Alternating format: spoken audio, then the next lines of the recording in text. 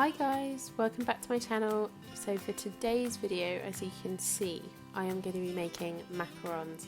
So this is something a little bit different for me. I don't normally bake with eggs, but I decided on this occasion just to try something a little bit different.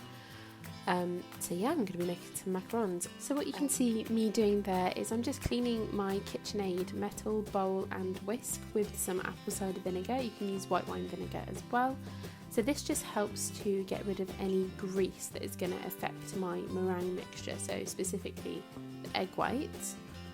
So it really helps if you mix your egg whites or whisk your egg whites with a metal whisk that has been cleaned and in a metal bowl as well, preferably. You don't have to use a metal bowl for the almond mixture. I don't use a metal bowl for that, but for the egg whites it is definitely preferable. So I'm now sifting 170 grams of ground almonds. So I sift it and then sort of the last little bits that are left over, I don't include them in, I just pop them in the bin. They're just a bit too coarse to go in here. Also going in is 160 grams of icing sugar. This obviously just lumps up so you can squish that through, and 45 grams of cocoa powder. And I'm just gently mixing that all together. So yeah, this is something a really bit different that I wanted to try, and I'm following the cupcake Gemma salted caramel macaron recipe, but just making a few alterations, which you'll see in my recipe in the description bar below. So now I'm having to weigh out my eggs.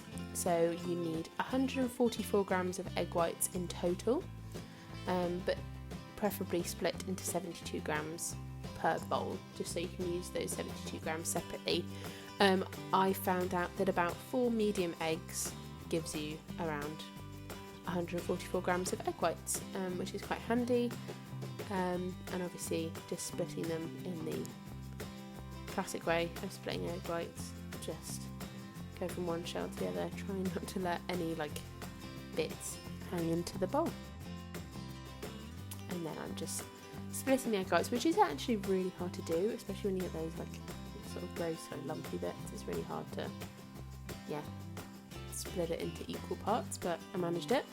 And then you're going to add 72 grams of the egg whites to your dry ingredients, and you're going to mix them in the bowl. This was actually a lot harder than I thought it would be. It's a lot thicker than I was expecting, but if you just keep working at it, it will work. But it did take me, I'd say, a good 10 minutes to mix it into what you will eventually see there. Yeah, exactly. So you've really got to sort of go for it. Don't be afraid of mixing it too hard as well, obviously, because there's no air in there yet. So straight into the pan, we're going to be putting 210 grams of caster sugar, followed by 70 millilitres of cold water. And you don't really want to stir this, so you don't really want to stir it before, and you don't want to stir it when it's on the hob either. Just don't touch it, just leave it completely alone, it's pretty easy. And of course, I'm just weighing out 70 grams of cold water because it's the same as 70 millilitres of cold water, which I don't know if is a fact that everyone knows, but yeah, interesting. As you can see there, I have a sort of, what's it called, a laser thermometer or something, so I can test, so I can keep track of the temperature that the sugar water mixture is going to be. Once my sugar reaches a temperature of just above 100 degrees Celsius, I go over and I start whisking my other 72 grams of egg whites. So common misconception, you don't actually have to whisk them until they're stiff peaks or anything like that at this stage. You want it to be a sort of foamy, bubble bathy texture that you can see here. You can't really see on camera, which is slightly annoying, but I am there pouring in the sugar into my mixing bowl. You want your whisk to be on a pretty high setting. If you're doing this by hand, maybe get someone to help you whilst you're doing this, if you've got a hand whisk, just so that you can keep whisking. And you want to let the sugar drip down the side of the metal bowl and not let it touch the whisks, otherwise you'll end up with sugar sort of flying everywhere, and yeah, it will be a big mess, so try not to let that happen at all. But yeah, that's why metal bowls are the best. And as this is mixing, you can see it's really forming some stiff peaks, but also the bowl is really hot. So it's actually a good indication of when to stop mixing is when the bowl sort of becomes back to room temperature. As you can see there, I'm just sorting a piping bag out for when the mixture is ready to put in a piping bag and to pipe onto the trays. As you can see, I'm just feeling the bowl to see if that's back to room temperature, and it was about right. And I was just testing to see sort of what peaks I could get from the mixture, and I was pretty happy with it. So I just tapped off the whisk onto the side, getting as much off as I can, trying not to waste any. And then I'm going to bring back my almond mixture. Then you want to do just a sort of heap spoonful of your meringue into your almond mixture. Now this was like painfully slow at how long this took me. This again took me about 10 minutes to combine. Obviously most people will probably know the sort of folding technique you're supposed to do with macarons and meringues. That doesn't really apply at this stage. You just want to get these two things combined so that the almond mixture is a little bit more soft to work with. So as you can see there, it's just about combined together, and I'm going to do the same with another sort of small spoonful of mixture. Yeah, just to do roughly the same thing before I go in and add all the rest of it. I just wanted it to be a little bit easier to fold so that I didn't have to get rid of too many air bubbles in the rest of the mixture. As you can see, my hands are getting really tired at this point. Yeah, just persevere. Don't be worried about knocking the air bubbles out of these ones. You'll have plenty of air bubbles with all of that meringue that you have left over. So this is where I dump all of that in, and this is where your folding technique starts. So what I've learned is the best technique for this is to scrape around the outside of the bowl, collecting the mixture together, and then fold a sort of direct line through the middle. And that's the only movement I do. Again, the most important thing with this is patience. Obviously remember that this video is sped up, so it does take quite a while for it to combine, but just be patient. Don't try and mix it too quickly or too harshly, because yeah, you want to keep some air bubbles in there so it stays sort of nice and moussey.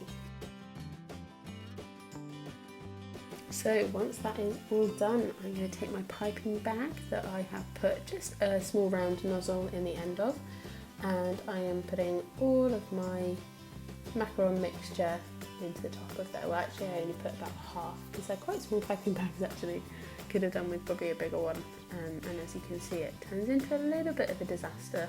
So I'd probably say just fit like a small amount in the piping bag. You can always put more in once you've got rid of it. Don't put all your mixture in one piping bag because it might end up with the mess that I had. So now I'm just piping some sort of equally sized circles. You can sort of, if you're using baking paper, you can draw on the underside a rough sort of, or trace around something so you've got a circle to work with. I was pretty happy with them all being a little bit odd in shape, and you can sort of match the similar ones together at the end. Then I'm just trying to do a little flick off at the end as to try and not get too much of a bump on the top. Those bumps sort of go and you can sort of press them down quite easily though. So this amount of mixture ended up doing 2 large trays of macarons, and then as you can see 1 small tray of macarons. Yeah, as you can see there, my piping bag was sort of like overflowing at the top and dripping everywhere, and yeah, ended up having a few very interestingly shaped macarons, but that's fine. So what I'm doing there is I am lifting the macaron sheets up and then slamming them back down, and you can sort of get the air bubbles out with a little cocktail stick. Once your macarons are now nice and sort of tacky, you want to put them in the oven. So you want to put them in the oven around 165 degrees Celsius for around 10 to 12 minutes, depending on if you have a gas or a fan oven. So here I am making my buttercream. My buttercream is sort of, well, on this occasion it was sort of a mismatch of things. When I make vegan buttercream, because of sunflower oil's high melting point in comparison to butter, I do also use vegetable shortening in my mixture. I use equal parts sunflower oil and vegetable shortening, and then you then double what that is collectively. So say think for this recipe I think I use 150 grams of vegetable shortening and 150 grams of sunflower spread, and then I use 600 grams of icing sugar to go with that. As you can see, it's quite stiff, so I wanted to loosen it up. Normally I would loosen it up with a little bit of milk, but I happen to have some double cream, so I just decided to put that in, and it was actually really, really tasty. It made it feel very sort of gourmet. I also added a small amount of vanilla essence, probably around half a teaspoon of vanilla essence, and that really added to it. It was really, really nice. So here I've got another piping bag with actually the same nozzle on it, just a small round nozzle, and I'm just popping all of that mixture into the piping bag, ready for when my macarons are out of the oven and all cooled down. So here is my first batch. As you can see, I'd already taken a couple off, and the fact that they weren't sort of hard on the bottom showed me that they could have just done with a little bit longer, but that's okay because I do quite like my macarons a little bit on the chewier side. So that meant my next batch I kept in the oven for about 14 to 15 minutes. But again, as I said, I don't mind. See, these were a lot better, but again, still not perfect. So I left the next ones in for even longer, and they did turn out a lot better, a lot more to what I wanted. So now what I'm doing is I'm just matching up the macarons that are sort of similar in size, just because you want to pair them together.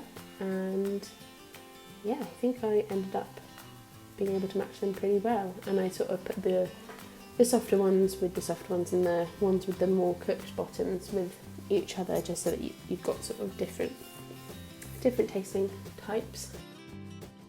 Then I'm piping in the frosting, just leaving a small circle around the edge so you've got that sort of squish when you squish them together, which is really nice.